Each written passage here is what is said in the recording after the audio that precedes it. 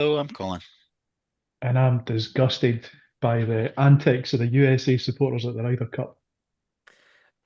John, for those of us that don't watch golf, what the fuck has been happening with that? What are you talking about? Just just the Americans not following the etiquette, like talking in the backswing, shouting abuse, making the golfers' wives cry, all that sort of stuff. So the order. Surely these boys should be able to hit the ball, even if somebody's shouting the way. Uh, What sports do you like? Is it acceptable? Because like football, obviously they take a penalty with whistles and all the rest that happening. Tennis, you're not allowed when they're serving, but yeah, during the game you're allowed to make noise. uh, Right, snooker, it's a big fucking no-no, isn't it? Like Darts depends on the tournament. It's the Premier League, they're all singing and just pissed and nobody's watching the darts. I know the Premier League and the one at Christmas. But then sometimes I've seen it and they're like, be quiet. Because, what's his name? The Scottish boy went mental last week at somebody for Gary saying Anderson, was something. it? So he deliberately, and then he spoke over the boy to tell the boy to fuck off. He spoke over his opponent's shot. So he then like missed his double deliberately or bust his cell or whatever to get the boy on a free shot. And you go, well, but when you're like standing at alley pally, you're giving it all the louder stuff. Like, what's the difference? Like, you're still chucking a fucking area at a board. I'd Aye. understand it. If they're good enough, they should be able to do it. Football players now, like, imagine if somebody's running to take a penalty and they're like, right, shh, shh. Aye. Everybody hush. The referee give it quiet, please. It's mental, eh? You know how they have long drive competitions in the golf? Like, you think you could ever combine golf and darts? Like, just bring javelins in and put like a big dartboard at 100 yards Oh, away or something. maybe they done. Did they not make a football golf course Yeah, they've done at that. one Football point? golf happens. They've got one at I Do you can't know up mind at the Hill name. End or something like that? There's, It's there's weird one in though. Fife. I can't mind the name of the Fife, is it? place. It's just near Kirkcaldy. It's a totally Aye. different Name's technique. totally gone. You can't play football on it. Like you have to sort of toe poke and roll the ball in that shite. Anyway, well, we're talking about Anyways, Hibs. Talking about yes. Hibs, a big point yesterday, like an unexpected point as well. I can't remember what we predicted 1 on 0, our both of 1 0. us. 1 each. We did. All right. I think he might have predicted a 1-0. Somebody predicted a clean sheet. I think it was John, and we both went No, 1-0, I no. think. I went 1 0. I think Oh, Matty was the all outlier. right. You were the All 1-0. right, but I thought we might score. We nearly did Aye. score. You know, Hora had a couple of decent chances, but I think, like bravado aside, it was quite unexpected to come away with a clean sheet and a point. We'll get stuck into that. If we've got time, we'll talk about the Hearts game coming up next week. Um, and then anything else that'll come up. We've got a few comments on the YouTube already. Me said, Hanley outstanding. Must start every game in the middle of a back three. Need to drop Rocky. Sanderson, evening to the three amigos of Long Bangers legend. Evening, Sandy. And Ronnie said, hi, Bangers. Good to see you guys again. Good result yesterday. Let's hope we can build on it. Good to see you also, Ronnie. And Sandy said, shock. I was impressed by Sallinger. Nice to have two good keepers, and two excellent centre halves. So, John, the lineup yesterday was, I mean, not a million miles away from what we expected. It was more or less the Trying same to, as Falkirk, other than Hanley came in for Rocky. I think that was the only change, wasn't it? And sorry, Nadden dropped off for a beta. hmm. What did you think? Do you know, I never paid too much attention to the lineup because I think, as I said on the previous show, I was kind of neither here nor there with it. I knew that it was going to be a challenge. I would have liked Hibs to win, naturally. But aye, like the team that David Gray sent out was the team that he believed that was going to do the job. And I thought that there was times where we looked decent. I thought we were able to open Celtic up and get ourselves in attacking positions. I think the flip side of that was that there were other times where we tried to move the ball forward too quickly, found ourselves offside, never made the best effort with the pass, or I think our first touch maybe let us down and put us under pressure. So it was kind of a game of contrast and fortunes Mm. almost. Colin, what did you think about the lineup? I was quite pleased with it. I think it was similar to what I had picked. I had differences for me was Boyle played ahead of Cleege, which I had picked, and I think I had Mulligan in the middle and Cadden on the right, but that was the back three I picked. Not knowing Rocky was on paternity leave like at the time, I would have probably picked that back three anyway. Has that been confirmed? Do we need to say congratulations to Rocky and Don't Mrs. know. Rocky, or Don't know if it's just a rumour that's got a hand or not. I don't know. well, we'll do a speculative congratulations then. If it's Aye. true, congratulations, Rocky and Mrs. Rocky. If it's no, Sorry to hear that. just ignore that. Aye. Yeah. Whether he was ill or whatever, don't know. But I hadn't picked it anyway. I'd picked that back three with that keeper. So, I was okay with it. I thought that would be all right. And it seemed to do all right. Mm-hmm. And what do you think? Anyway. What do you think of the performance overall, Colin? It was quite a hard watch. Like, I didn't like watching that kind of football, but it's a results-driven business. That's what we keep hearing. So, how would you describe the football, Colin? There wasn't much football, is what I would say. Like, there wasn't much. It was very defensive minded. We had loads of players back. Just the kind of game that when we're good and you get a team coming to Easter Road and sitting in that I fucking hate. Mm-hmm. One of them when you think we just need to score early and that fucks their game plan, and they never, and it didn't. We got away with a couple as well. They missed a sitter, the boy hit the bar. It was like a good counter attack. We were actually enjoying a wee bit of possession, but I didn't actually think Celtic looked that like scoring for most of the afternoon. They got in some decent positions, but I don't know. Maybe folk would disagree, but I didn't feel like a goal was coming. Like it didn't feel like when you go there normally, like or when they're good. I thought just get the numbers up. Thought that they were missing a gear, like missing something. Call it a gear, call it a player, call it intent. But I think with the exception of, and I know this is going to sound strange, but with the exception of when they had the ball in the net when the boy was clearly offside, like they didn't really look like scoring. Like I know that they hit the bar, etc., but it was almost like the second one in particular, I think was a pretty speculative effort. Like there wasn't really, I don't know, they were missing something. I think that kind of helped us gain the point. They only had 6 shots on target. Right, which is pretty low for a trip to Parkhead, eh? Like there are a lot of shots, but only 6 on target. John McGlynn on YouTube said, "Evening bangers, I'm a big fan of Smith and goals, but what a performance from Raphael. Especially that save to the top corner. Smith would never have made that, I reckon. Height in that, Ken. And there was a talk on the phone in about the extra 4 inches that you get from Sallinger and how vital that might be. Is it 4 inches? That was a figure quoted. You know, it might be an exaggeration. We need to start fact checking stuff. Babies, height. You know what it is like. You know, somebody will say 4 inches. It's really 2. Who knows? John, what did you make of the goalkeeper situation just now? Sallinger seems to have nudged ahead in the race for the number 1 spot. I was a wee bit surprised that Sallinger started the game. Oh, well, I was surprised because Smith's, losing the number 1 spot, losing the gloves, however you want to describe it, it's kind of like it wasn't preceded by like a number of like high profile gaffes or like poor form over a number of games. He's had a couple games where he's had some there's been some deflections that have taken the ball away from him. There's been others where he's chucked it in, I think was the description. There's been opportunities before now though, John. That's what I think you mean, eh? Like there's been times where he has chucked him in and he never got dropped. I think if he was going to be replaced, it might have been before now. But the fact that he's just kind of gone and sat on the sidelines, like literally, I think against Falkirk, he wasn't even given a seat on the bench. I just found it a wee bit strange. But Sallinger's come in and he's looked all right. Like I've not seen anything to be concerned by. The save at the end was, I'm not going to say it was impressive. It's a save that I would want a keeper of that height to make. But my immediate reaction was, Smith doesn't make that. He's just not tall enough. Aye. Daniel McBee said, hi Daniel. Barney Rubble said Sallinger played for the camera. Some of his saves were simple catches and he was lucky his knockdowns didn't result in goals. Nobody ever said that about Craig Gordon, right? So let's not start talking our own guys down. Aye, 100%. Craig Gordon's safe.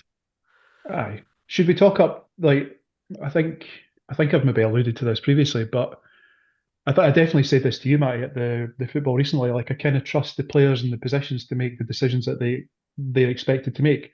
So if Sallinger opts to punch or he goes for something that looks a bit theatric to us, I have to trust that that's what he wanted to do, that he thinks that's the best option available to him. Aye, and it might just be how he was coached coming up where he's come from, like the European style with more punching. There were saves he was punching away for goals, which I like.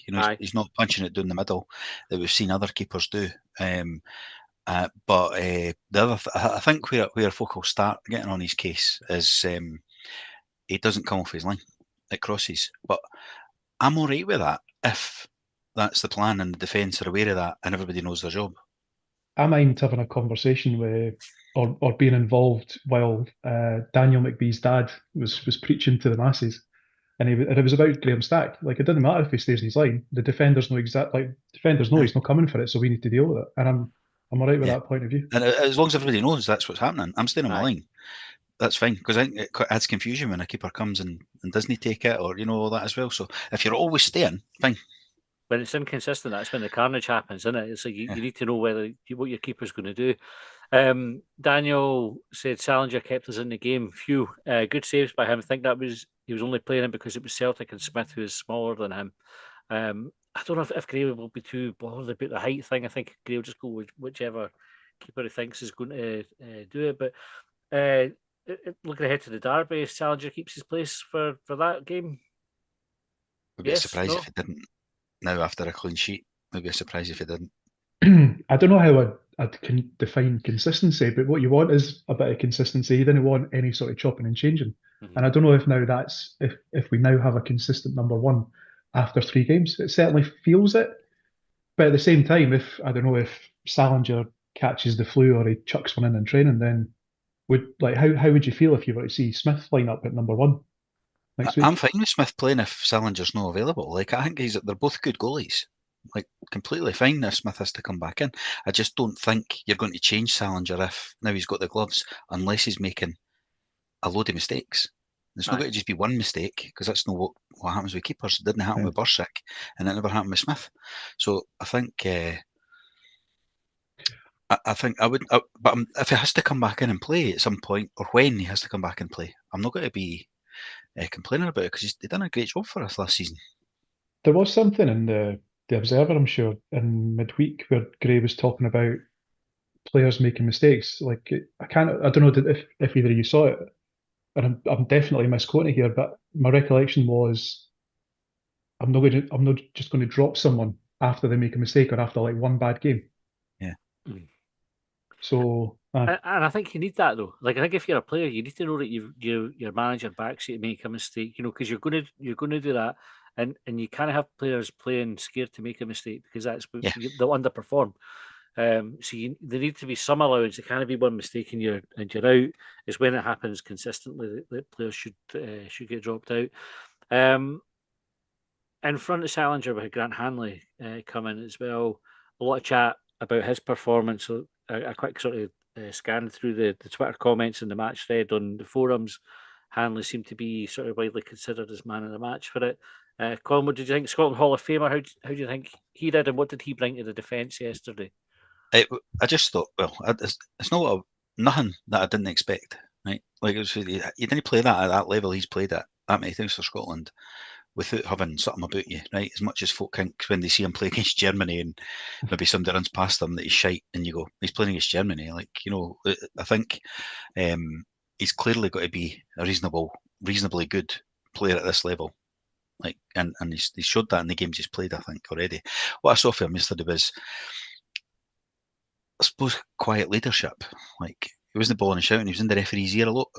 2-3 times I saw him talking to the ref. No shouting at the ref, no balling, no remonstrating, but just in the ref's ear as if to say, by the way, I'm a Scotland Hall of Famer, you better listen to me, because if I say it's offside, it's fucking offside, because I've been playing that many times, I get the rules. But you've seen him talking to him a few times, like talking the ref through the game, if you like. So I saw that, and the defence looked organised. Do you know what surprised me tonight is that Hibs have got 2 goalkeepers that Colin's complimented, and he's talking about quiet leadership for Scotland Hall of Famer. Like, I think we're starting to find the things that makes Colin excited. Finally. You know what annoys me though? That I feel like people are trying to pick holes, and you read it, and it's like, even in some of the comments there about the height and all that, I don't think the height makes a massive difference. I would have expected Smith to make these saves yesterday as well. Like, I would have. If he didn't, I would have been complaining about it. And if Sallinger hadn't made them, I would have probably been complaining about them. It's just, I think folk look for reasons to complain. Like they're lining up. It's like support the team. Like rather than look for things you've got to complain about. I'm not sure that Smith would have saved it because we agreed a couple of weeks ago that he's a short 6 foot. Colin, on your looking for things to complain about, Keiron on the YouTube said, not a lot to moan about other than Celtic committing 50 fouls before a booking, McGregor getting away with murder, kicking Bowie, studs up in the face, seen players sent off for that. And does everyone agree on Hanley starting now? Constantly organising the team was a breath of fresh air.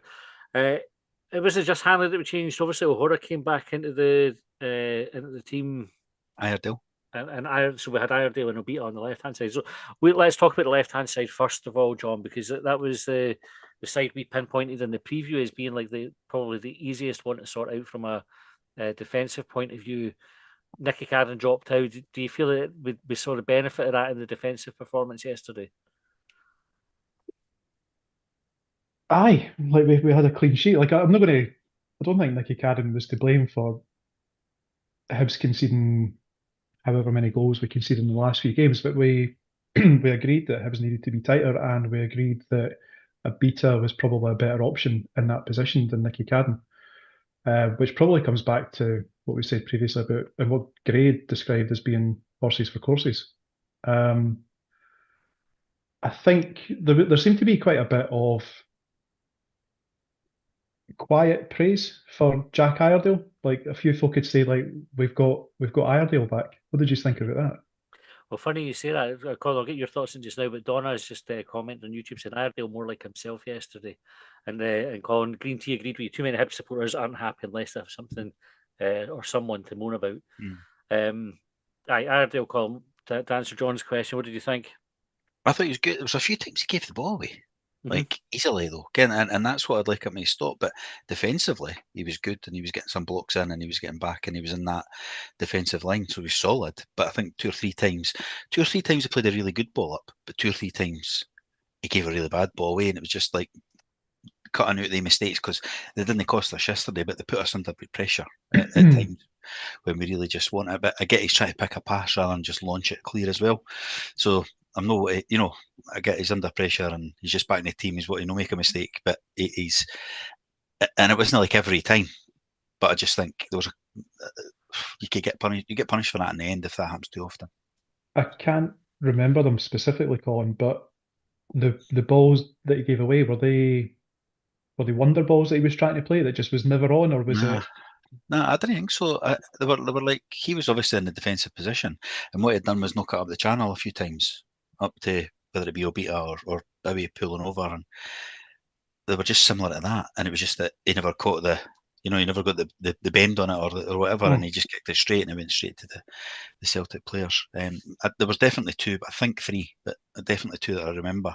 But there was more than that. He never done that way, so I don't want to hammer him too much to go against my hand, because defensively he was good. I just felt that put us under pressure at times when you think, just fucking calm down, like just pick somebody out in midfield rather than. But then maybe the tactic was to go down the channels and stretch them wide.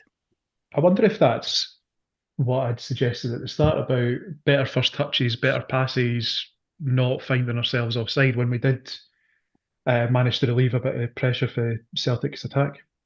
I think it took us a wee while to grow into the game. Like the first maybe 15, 20 minutes was all Celtic. Like Hibs barely got a touch, and it was like I thought that was a difficult watch. But then we seemed to kind of we had a wee period of play where we got the foot in the ball and we kept possession for a wee bit. And I think once we started to feel our way into the game, it was like I wouldn't say it was an even contest, because I think Celtic, like the stats bear out, more shots, more possession, all the rest of it. Like they definitely had the bulk of the play. But I thought we looked like we could trouble them once we got into the game. I think we maybe just wanted to weather the storm for the first 20 minutes. There's a thing that my old man used to tell me was that whenever you play Celtic, like for the first 20 minutes, you need to weather that storm, and then that's when you can start trying to play football. And that was something that I was reminded of yesterday. I've got no idea whether it's based in fact or not, but it's just something. It's like an earworm. It's just planted itself. But there was some reminders yesterday of some European Hibs performances where we seemed to be under a bit of pressure. We knew we were up against a high quality opposition, but then we were able to move forward. And I don't know whether it was because I thought we were more comfortable on the ball yesterday in tight spaces, despite what we're saying. There were times where we took the ball in tight spaces and we were able to work it out, and that's when we found ourselves on the break and on the attack. So there were definitely positive signs yesterday, like when you take into consideration some of the previous comments and some of the previous conversations that we've had about Hibs' performances. Colin, we had the midfield two, the central midfield two, Chaiwa and Barlow. So, what did you make of their performance? I thought they were fine. It's one of them, like they're not getting on the ball much, because of the nature of the game. But I thought they'd done all right. So I was a bit, when he came off Chaiba at half time, I was thinking, I wonder if it's tactical. But I think they've said since it was he sort of felt his hammy a bit, played on, and then they just took him off precautionary. So hopefully he's all right for the weekend. But you never know with a hamstring. It's one of them. There'll be loads of stretching and ice and heat and all that going on all week probably to try and get him ready for the weekend. I thought they two were all right though. I thought they were decent. It's hard to say. Like, we didn't have much ball. What was it? 22% possession or something in the whole game. You know what I mean? 23% possession in the whole game. I just checked it there. Like we didn't have the ball. That 23% is the goalie catching it and lying on it and rolling it to the full to the left and right side defender to knock it about, and then you know what I mean. The midfield weren't on the ball creating, which is when McGrath went off. I was a bit worried about him because it was 3 times he was down, but I don't think they were all. I think he said it was his Achilles he was feeling during the week, and so hopefully it's precautionary as well. But I don't think the 3 times he went down were always the Achilles. I think one he got hit with the ball, and but used the head knock rule, or lack of a head knock rule, should I say, to our advantage, because we were doing a couple of times with that, and that's obviously that just kills the game. We were really good at that yesterday, like that stuff that I hate. The 2 balls on the pitch where the keeper chucking one out, and that was one where Hanley was in the ref's ear, saying, "Come on, mate! Like it's just a fucking mistake." Where it clearly wasn't. It was quite clever, to be fair. So, there was there was a lot of that. Is it gamesmanship we call it, or something else? Another name for it. But dark arts. The dark arts, all that stuff. I hate it. Like I do. I was even watching that Rangers game this afternoon, and they're in the corner against Livingston, trying to like kill the game. You're like, God, how they might have fallen. I know half. John, we saw a better version of Keiron Bowie on Saturday as well. Like Keiron had come in for a wee bit of stick, I think, over the last couple of games. If you're looking at the forums, and there was a wee undercurrent of he's kind of. I think folk had asked about him coming back from the Scotland camp, but I think we talked about it on Friday to say he's not been the same player. But what a shift they put in yesterday, wasn't it? Aye. What's the expression? Is it ploughed a lonely furrow up front? That was him. He did a lot of running for balls that, like the ones that Colin described, Iredale putting down a line or whatever. They found themselves involved in, you wouldn't call them tussles, but I think he's won a couple of bookings after he's taken a bit of punishment. I think it's a tricky one because I don't mind them getting involved in like physical encounters. Like I think one of his first games back for Hibs, coming back to fitness, or one of his earliest games for Hibs when he was chucking Carter Vickers about. I like those tussles, but I didn't want to see him getting those wee like nicks around the ankle because they're going to be the ones that are going to curtail his career. Yeah, and by the way, there were a lot of the challenges were that the duels or whatever. They were a lot. They were really deep. They were just inside the Celtic half or ways back the goal. Like we want them further up, don't we? On Saturday, I don't want them winning. Well, I want them winning all the duels, but I want them winning the duels further up, where if the ball breaks clear, we've got a shooting chance or something. Yeah. Whereas they ones were just purely win a free kick and slow the game down once. With their 16 fouls that got given. What about that? 16 fouls, 2 bookings for Celtic, 1 foul. Can you believe that? 1 foul in 90 minutes for Hibs. I know. I was amazed when I seen that last night. I was reading it after the game. I was reading the stats and that, and I was like, 1 foul. And I thought that was that one when fucking Mulligan barely touched the boy with the jersey pull. It was a foul, but fucking booking as well. Like, what's going on here? Like, how's that a booking? It doesn't really. Do you think there's anything in that? Like the 17 fouls, no bookings, 1 foul, 1 booking? It was 16 and 2. 16 fouls for 2 bookings, 16 mate. and 2. But that's back to that point where we tried to go last year. Remember, that may have been an extra time. We spoke about their percentage. They're a total outlier on how many bookings they get. They give loads of fouls away, and they hardly get booked for them. Whereas everybody else, we were 100% yesterday. Normally, we're one every, I can't remember, 5 or 6 fouls or something. It's normal. Yeah. That's kind of normal. That's the par over the league. But Celtic are like 1 in 15. We did have that table, didn't we? Like outlier. It's really hard to explain because Celtic fans will have reasons why, but basically they get to give loads of niggle. Cal McGregor can come over and kick somebody in the head, and they'll get booked because he goes sorry. Aye, but he must be version on the Scotland Hall of Fame as well. He's got a few caps. Well, he must be in it. Aye, easy got 50 caps. Must have. Aye, McGregor does the pick-up bookings in that way. Like he gets away with fucking loads. Even somebody made the point on headline news if he gets sent off or anything. Like that's why. Carter Vickers' yellow card that he picked up, he was last man. Like Bowie was away through when he's fouled him. And miles out for goal though. I wish miles out for goal, but Kieran Bowie, look how far he can score from, Colin. McGregor's only got the same amount of caps as Grant Hanley. Has he? Aye. Just the 63. Just that. We've got a lot of stick for Celtic fans. So I say a lot of stick. The Twitter has got a few comments on it. You sometimes get that with, no, as a podcast, but Hibs. Oh, right, okay, that's fine. Ken, what's funny, John? We're quite lucky as a podcast that we didn't get a lot of stick, right? Where the stick tends to come from for us is sometimes for other Hibs fans who will have a wee dig because they disagree with us about something. They'll go say that on your podcast or something like that. They don't even fucking listen to it, which is mental, but they'll have a wee dig about it anyway. But each to their own and all that. It's not something that will annoy me. Not that much. They're enough to make a point about it. We'll make a point about it just to say, like, that's it. It's just folk need to grow up. But Hibs were getting stick for Celtic fans for the park the bus.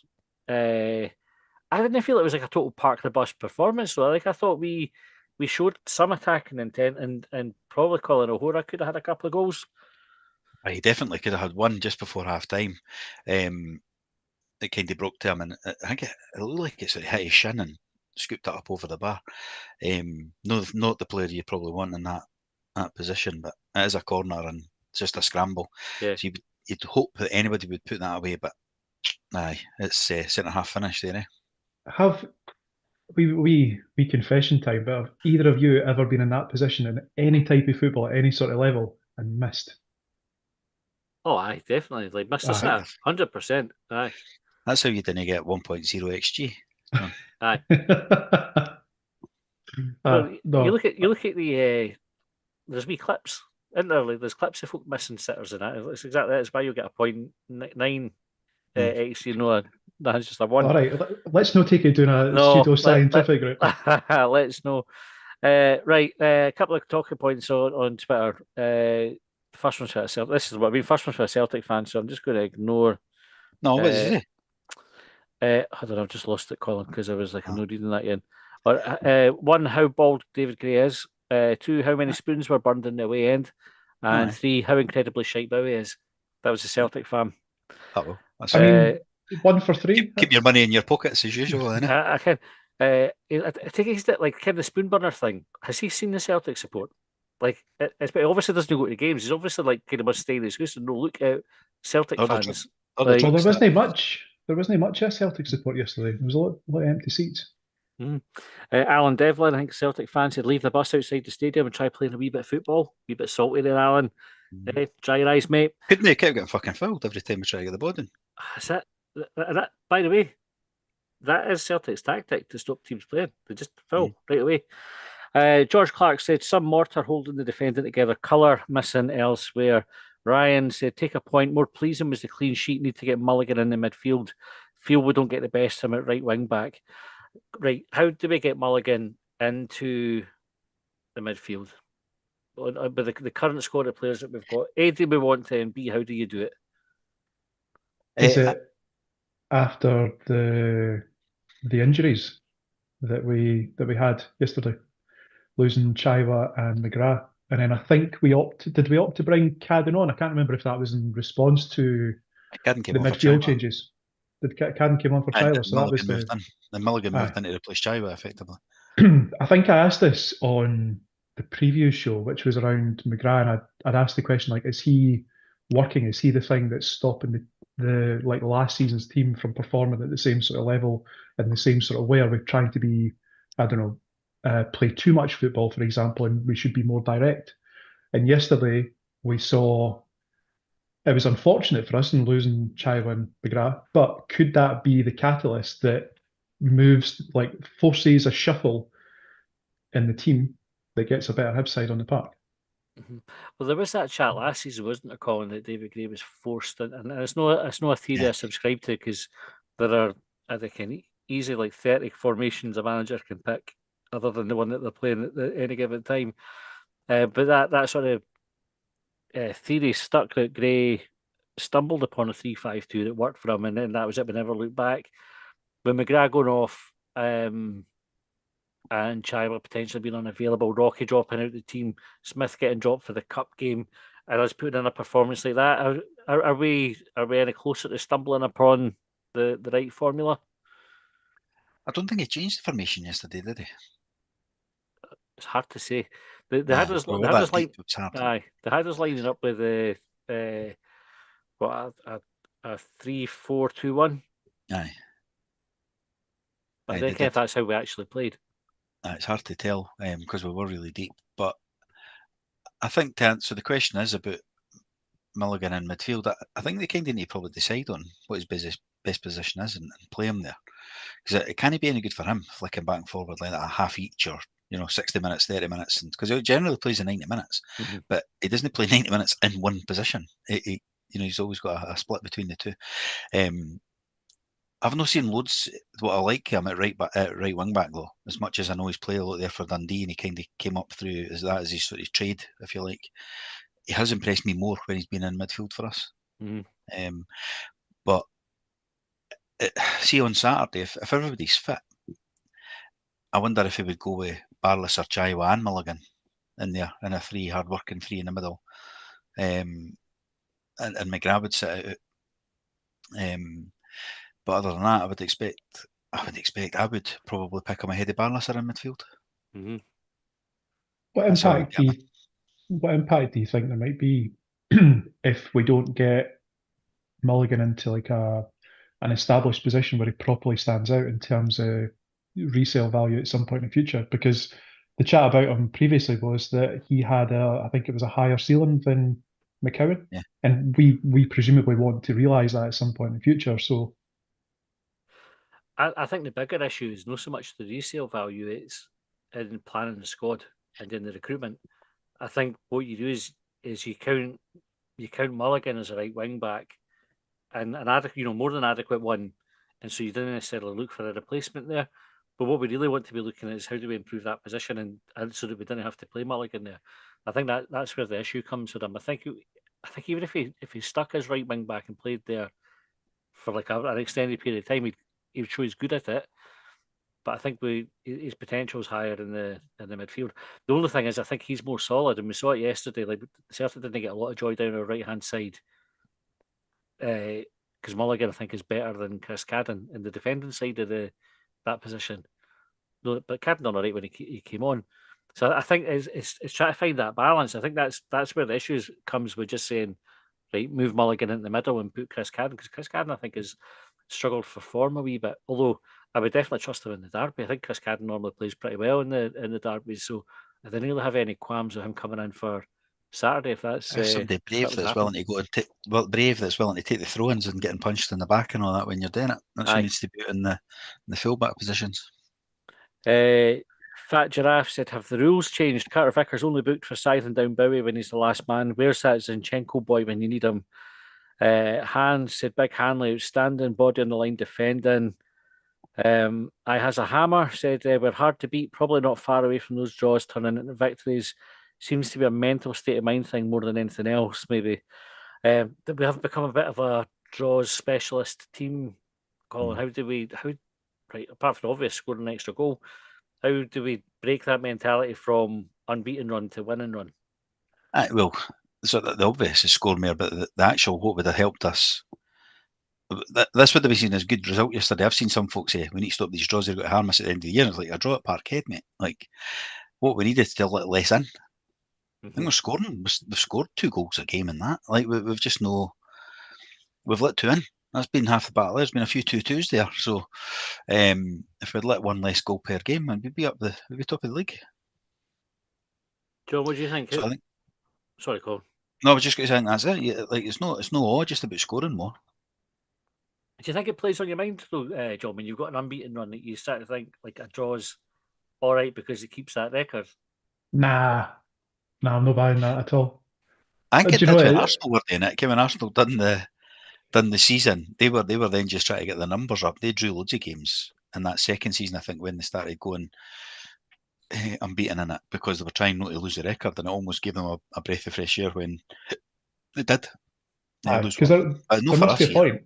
There must be a point where when you're on an unbeaten run, like I think Hibs is when we were having our unbeaten run, we had a few games like Rangers, for example, where typically you're up against a stronger opposition that you would beat, and that would bring the run to an end. But actually, we seem to take that challenge on board and take it a few extra steps after that. I don't think a draw is something that the team are going to be holding on to and wanting to maintain. Like they're definitely going to be looking to turn those draws into victories. And I think where we are at the moment, I think yesterday gives us a wee bit, I don't know, a tiny wee bit more confidence in what we're doing and how effective we are at doing it.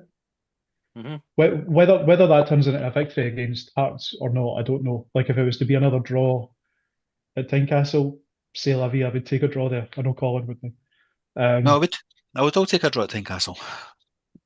But I think after like again, this is what I was talking about, like contextually about like the coming games and how the formation and what that says to the fans and what we what we read into it, all that sort of stuff.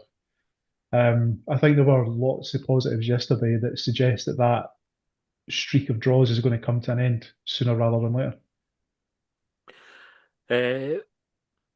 Ronnie Pharmacy, hit like, guys. Yep, so if you're watching on YouTube, please do hit the like. Sandy says, shame the players didn't under their tracksuit tops wear our hoop shirt. What a wind up that had been. It's our copyright after all. I think Charlie Banks had said on Twitter as well, why were Celtic wearing a Hibs top yesterday? Danny said, maybe not the prettiest game to watch, but we'll always take a point at Parkhead any day of the week. Sounds like the defence was solid, so let's focus on the positives and we move on to next week and let's take 3 points off of that lot. Hibs FK Rovers said Grant Hanley, deal of the century. And Keiron said, imagine playing Hanley. Unbelievable amount of time he's spent on the bench. Best centre half performance I've seen at the Old Firm in memory. Constantly organising all the players around him, talking to Hora and Iredale through the game. A proper leader. Susan said defence solid when Hanley and Iredale both play him. I can't remember if we said on the previous show about the importance of building for the base of a strong defensive performance. So and David Gray sort of alluded it in his post-match comments. What does that clean sheet do for the team's confidence? Like we've been under fire for the goals before half time, late goals, and just fucking silly goals getting lost. When you have a clean sheet in a tough game like that, Colin, what does that do for confidence, and how does that set us up for Saturday? Well, hopefully it gives them a bit of belief again. Like what I was going to say there, somebody said about blocks. Well, there was a good couple of the ones yesterday that we spoke about last year, and we used to get them out of Iredale and that, Ben Rocky especially. You know, they ones when you just throw yourself and get the block. Obviously, you're risking handballs now when you're doing that. But we had a couple of them yesterday. We've not seen an awful lot of them this season, so hopefully I'm starting to get that spirit back, that all for one sort of thing, because that's what that was yesterday. They were just throwing themselves in front of stuff. With the 20 odd shots that Celtic had. Is that John, like a evidence of the defenders, and not just the defenders, because like I think that everybody played their part. Like for the forwards, through the midfield, everybody worked their socks off to get the clean sheet yesterday. But the sort of blocks that we saw there are the sort of blocks that we hadn't been seeing against Falkirk and Kilmarnock and so on. We saw them in the European games when the players had to be at their best. Is that like a sign of the determination of the team to put things right? or is it an indicator of the quality of the opposition that we were up against and the chances that they created? It could be both. Like so that like when you take into account the Falkirk goal, so I'm thinking about the second one. I don't think there was much opportunity to be, chucking yourself in front of the ball there because it was either for like the penalty spot or something. Mm-hmm. I think the way that Celtic worked the ball yesterday put themselves in positions where when we did get caught out, it did require, because like that thing that they say about defenders about like if you have to go to good ground, then you've kind of you've made an arse out somewhere. It's not, it maybe doesn't apply to those chances yesterday, but the chance that Celtic created required that last ditch block because there was someone usually offside lurking in the middle. Aye. The actually one of the notable things with the defensive performance yesterday was how good we were at tracking runners and getting first to the balls in the box. Like I lost count of how many times watching us play Celtic over recent years where they just have players that will pop up and we've switched off and no matter like we followed the ball and no watched the runner and things like that. The amount of times there was like a player making a run, you're going, oh fuck, like he's going to be in. And then out of nowhere, a defender's just popped up and taken the ball off their toes because they've been like really alert. I thought that was like a really strong feature of our game yesterday. It's Again, quite an interesting point actually, because the game against Rangers, I think the two goals that we scored was because we switched off, like we just never tracked the runner. Yeah. I don't know so much about Falkirk. I don't think we really The went into Falkirk that in game, too the boy much got detail. the ball that came across the first goal. Obviously, the second one, nobody marked the boy, the header you're talking about. So there wasn't an opportunity for a block, but there was an opportunity for somebody to mark the guy. Yeah. And the first one, the guy just got in front of two, so the defenders must have switched off when he went in to finish that. So that's got to So we got reinforce a yard that. on him. That's got to reinforce that belief as well that it's not that the players are poor, that they're not doing the job, that they can switch on, that they can do what's required of them during the 90 minutes. Hibs boy 1875 said, thought Sallinger was class and solid. Defence by Hanley Central more sound. Iredale still needs to be back to his best. Wahora work on scoring headers, please. Great result. Only downside is the Hearts. Top of the league. Let's hope we win and send them down the table next week. NZ Hibs said could be the turning point with that defensive display. I'll take a point at Parkhead any day of the week. Got to match Hearts now at tiny, but we look more of a unit. Sallinger and Hanley were class. Chris said brilliant at the back. Hanley needs to be in the middle of the back three every week. Lots of fight and lots of character shown. More of the same next week, please. See on the Hanley one, I'll just get your thoughts on this. Somebody referenced on Hibs net, David Gray had mentioned how Hanley not necessarily being able to play 3 games in a week. He dropped him for Falkirk or rested him for Falkirk, presumably to play him at Parkhead and then at Tynecastle. We get the point yesterday at Parkhead. Is there an argument to say we would have been better getting the 3 points at Falkirk and playing him in that game? I bet. So if it's true, that as well, because we've fact checked that. Yeah. But also, there's 3 games between 3 days between the games there by playing him in Ibrox and then at Falkirk, where he's got a week between the games that he's playing in. So it's maybe not the 3 games in a week thing; it's the actual 2 games in the rest in between 4 days that's the issue. I was going to ask a related question, which is, assuming Hibs have got a generous paternity leave policy, do you expect Hanley to start at Tynecastle? I think Hanley will definitely start at Tynecastle. Yeah. Oh, I definitely. I think the defence will probably be unchanged. I think that it's like unfortunate for Rocky because I think Rocky's generally been our best centre, like best defender for a few months now, easy. But I think it's maybe like bad timing that he's dropped out due to circumstances that are in the form, and then we've got. But then that's what you want. Like if you're David Gray, you want players to come in and take the chance when they get it. So it's like Iredale, you've had a couple of games out, you've come in at Parkhead and you've played well. You keep your spot. Obita's come in instead of Nicky Keiron. We've kept a clean sheet. He probably keeps his spot. O'Hora's had a good game and the Hanley's had a great game. Keeper's had a great game. I think you're looking at, if you're David Gray, you're going, that's what I need for players coming in because now I've raised the bar. And it means for Rocky to get back in the team, it's going to have to be fucking excellent. He's going to need one of these guys to slip up. And then when he gets in the team, he's going to have to play at his best. Because I don't think Rocky's been at his best the last few weeks. I think that came up in the phone-in. is this another opportunity to try and shoehorn Rocky in up front alongside Bowie? You just did I tell you I woke up in the morning having dreams about fucking you talking about Rocky playing up front. You did. Didn't I start? Somebody started talking about playing him in centre mid early on Hibs.net. Aye, as a centre mid, I can't. We spoke about it in the preview show, didn't we? I can't see Rocky as a centre midfielder. I don't know. There's a wee Oh. nugget of seriousness about it because if you lose Rocky for the starting 11, he has contributed a number of goals recently. So are we happy with that trade-off? Tighten at the back, maybe lose something a wee bit up front, or tighten at the back, Rocky up front. It'd be good fun to watch. I would get that. Like I think it's Just 5 minutes of chaos at the end. Rocky, because he's physical and he's fast, he's strong. He's got a lot of attributes that some good strikers in Scotland get away with without necessarily being brilliant. They have those attributes and they get enough chances to score enough goals. And you see, like Rocky started scoring goals. I reckon if you played him up front, it wouldn't be a complete disaster. It would be good fun. It wouldn't be like when what's it, Stuart Pearce chucked David James up front. Yeah. That was mental because the jersey printed in that. It wasn't like that was a pre-thought. It wasn't a last-minute panic. That. William Turner said, "Wow, was just hoping we keep the score down. One shite outcome of this result, of course, but puts us in a good place for next week." Right, we've got about 5 minutes left, so let's have a look ahead to next week. John, what are you changing? Like, we'll also do like a proper preview for the next Friday, but it's a big game. Hearts going in a lot of form. They think they've won the league already. Like it's Aberdeen all over again for last season. 6 games. 6 games. And the radio were talking about them winning the league. And why do it every year? Eh? Mind last year, but there was the actual podcast came out for BBC Scotland about Aberdeen's title challenge. Like they've got to get fucking relegated. So, John, how's next week going to go? What?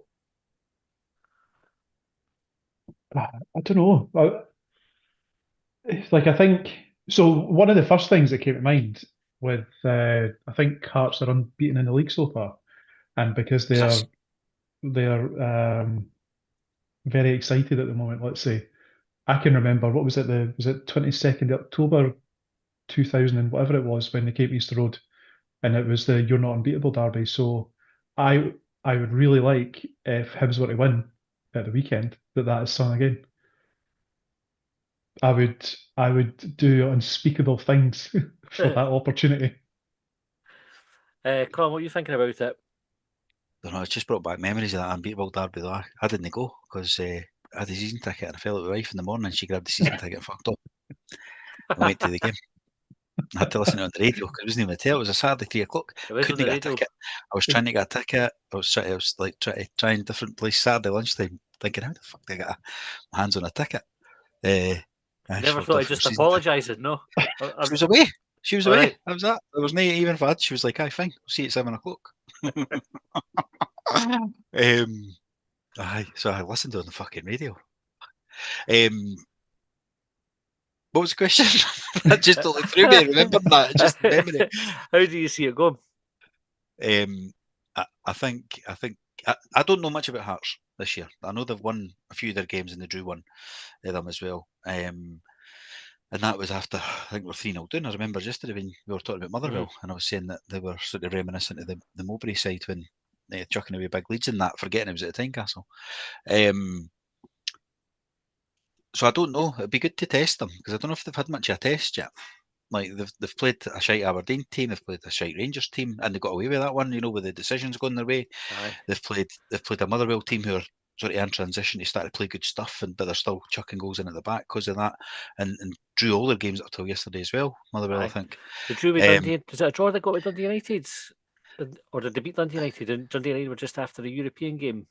Motherwell or Hearts? No, Hearts. Yeah. That was the day we. It was after the European game because it was the day we went 2-2 with Kelly as well. Aye. So they've had a good run. They've had Europe. They got emptied out the cup, obviously. So they've had the week off there. They've had a bit of fortune. I'm not saying they don't maybe fully deserve to have won 4 or 5 games. But they've had a bit of fortune. They're obviously talking themselves up because they get that. But that luck doesn't carry on forever, you know. And I'm not saying they've been pure lucky for any of them that are listing.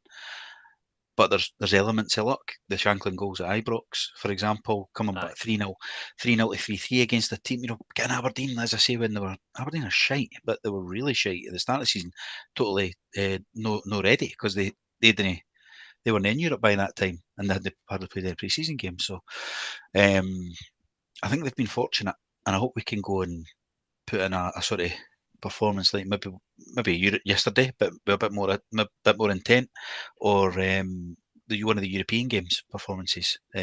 So rough them up a wee bit, because I think they're a big team of big physical guys again. Let's go and see if they can take it though. Mm-hmm. I think it's an interesting one. I think it helps us perversely that they're coming in a lot of confidence, because we'll not take it lightly either. Like, we'll know we'll need to go and put in a real proper performance to do it. And I think David Gray's generally pretty good at getting the team up for this type of games. The Rangers game last weekend is probably the outlier. They're probably the first big game that we've gone. Celtic in the Cup last year, maybe actually as well.